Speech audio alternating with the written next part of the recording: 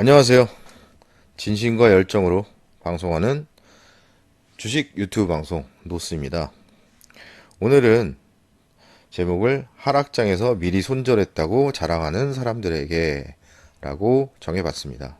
얄밉죠? 자신은 이럴 줄 알고 미리 팔았다. 미리 이미 팔았다. 이런 분들 있죠. 근데 그게 얼마나 말이 안 되는 것인가에 대해서, 그게 얼마나 비합리적인 매매 형태인가, 투자 행태인가에 대해서 얘기를 해보려고 합니다. 주식시장에 뭐 이럴 줄 알고 이런 분들 많죠. 속칭 도사들, 자칭 도사들. 이럴 줄 알고 나는 팔았지롱. 이럴 줄 알고 나는 미리 샀지롱. 이런 분들. 자,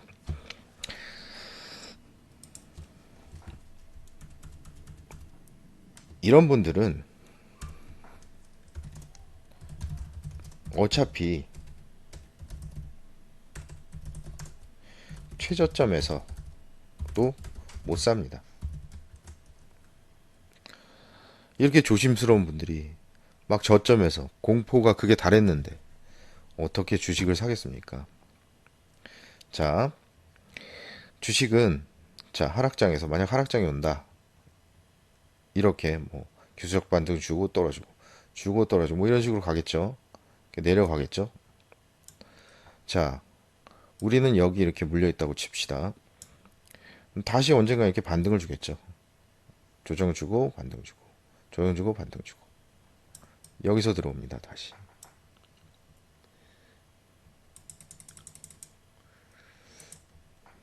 어차피 최저점에서도 못 사요.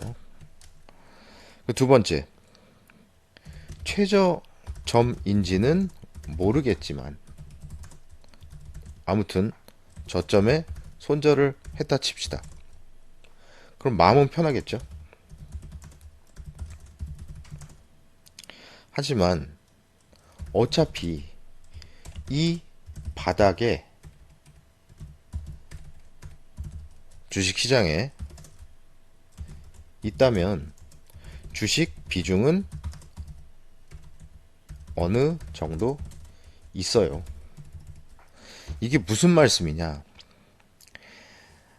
자, 어떤 저점에서 내가 주식을 팔았어요. 뭐 전량 팔았다고 칩시다.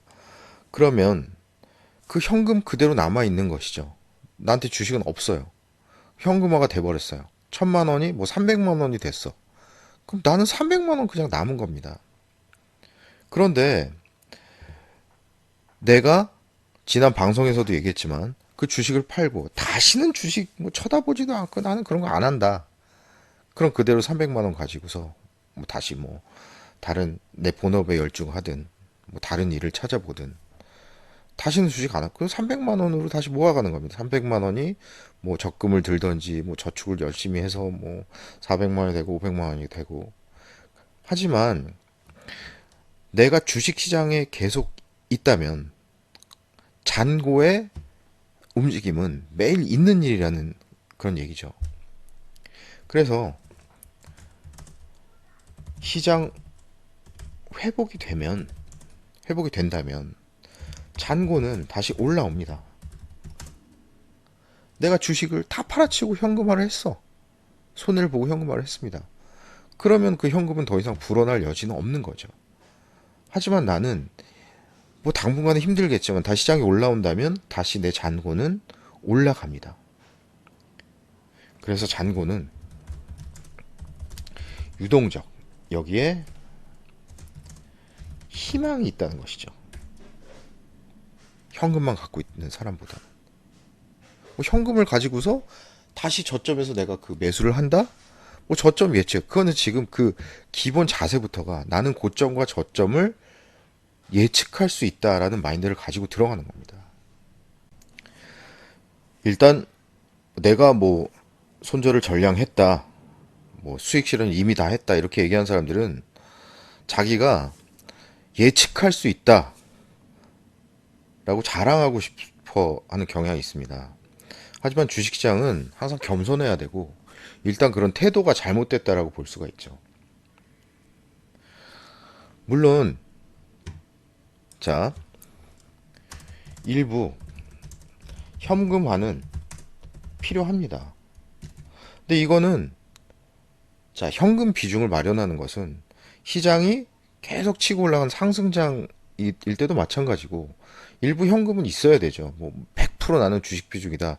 이거는 아무도 권유하지 않습니다. 주식을 잘하는 사람들은. 그 마찬가지로 내릴 때는 현금 비중을 조금 더 늘려놓는 게 낫겠죠. 하지만 한꺼번에 내가 어느 시점에 한꺼번에 내가 다 팔았다. 한꺼번에 나는 이미 현금 비중을 그만큼 마련했다. 이거는 말이 안 되는 소리죠. 왜냐? 그 얘기 자체가 이 시장은 더 내려갈 거다라고 나는 예측을 이미 했다는 거죠. 근데 그걸 어떻게 합니까? 그 사람이 그 정도 현금 비중 마련한 시점이 저점이었다면 과연 그런 얘기를 할 수가 있을까요? 그 사람이 그 현금 비중 마련한 시점에 딱 저점을 찍고 다시 시장에 반등을 했다. 그럼 그렇게 말을 할 수가 있을까요? 지금 계속 시장이 내려오는 상황이기 때문에 그렇게 자랑을 할 수 있는 입장이죠. 그러니까 그런 부분은 위험성이 있다는 것이죠. 시장은 예측할 수 없는 부분들이 더 많다는 겁니다. 그래서 분할로 손절도 해야 하고 필요합니다. 나는 이미 현금을 비중을 이미 이렇게 마련했다라고 얘기하는 것은 사실은 맞는 태도는 아닙니다. 자, 그래서 잔고는 유동적이라고 했죠. 그래서 희망이 있다. 그러니까 반면 아까 말씀드린 대로 현금은 그냥 현금이에요. 그냥 변화가 없습니다. 그죠? 나는 1,000만 원 갖고 있었는데 내가 어느 시점에 손절해버렸어. 300만 원만 남았어요. 더 떨어지니까 내가 자랑을 하는 거죠. 야, 나는 지금 팔길 잘했어. 하지만 남은 건 300만 원밖에 없습니다.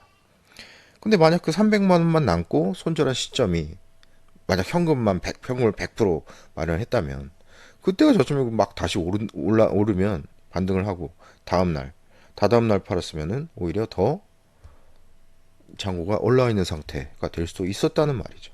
그러니까 그런 거는 내가 뭐 손절을 다 했다, 나는 이미 현금을 다 마련했다 이렇게 얘기하는 것은 맞지 않는 태도라는 것이죠. 주식을 투자하는 데 있어서.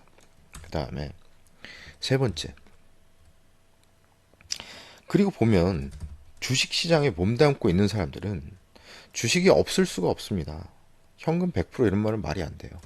현금 비중을 뭐 많이 마련했다라고 말하는 투자자도 까보잖아요. 계좌 까면 주식이 더 많아요. 얘들도 주식시장 좋아져야 더 좋은 거예요. 뭐 현금 비중 3, 40% 있어도 나머지 뭐 60, 70%가 주식인데요. 걔들도 빛 좋은 개살구다. 딸피다. 딸피 아시죠? 게임하면 이제 피가 막 달잖아요. 뭐 스트리트 파이터라든지, 아유 옛날 사람 티나요. 스트리트 파이터 얘기하니까 서로 무슨 대전하는 게임을 하다 피가 딸려요. 빨간 피. 자, 꽉 차 있다가 그 다음에 노란 피 되죠. 그 다음에 빨간 피 되죠. 딸피. 걔들도 딸피예요. 계좌 까보면. 자랑만 하는 거예요. 나 현금 비중 마련해놨다. 네 번째. 자, 네 번째는 저점과 계속 강조드리지만 고점 예측은 무의미하다는 점 또 말씀드리고 싶습니다. 굉장히 오만한 짓이에요. 주식시장에 몸담고 있거나 주식시장에 계속 몸담고 있잖아요. 몸담고 있으려면 반드시 분할로 매매해야 됩니다. 손절했다. 난 이미 손절했어. 나는 이미 손절했어 라고 말하는 태도가 굉장히 잘못된 태도라는 걸 알 수가 있죠. 왜? 분할로 해야 되는데 지가 저점인지 고점인지 어떻게 합니까? 지가 시장이 더 내려갈지 더 올라갈지 어떻게 합니까? 그렇기 때문에 일부씩만 그런 방법들은 지난 영상에서 자세하게 설명을 해놨습니다. 그런데 이렇게 미리 현금 비중 마련했다라고 얘기하는 사람들은 근데 얘들은 예측 매매했다는 점.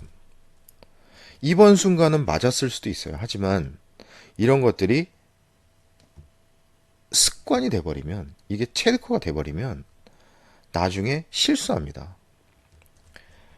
그 예측 매매했다는 점. 뭘 예측했느냐? 더 내려갈 저점. 야, 시장의 저점 아직 멀었어. 고점, 고점이야. 등을 미리 예측했다는 것. 하고 미리 한꺼번에 매도 한 번. 입니까? 그때가 아까 말씀드린 대로 저점이었으면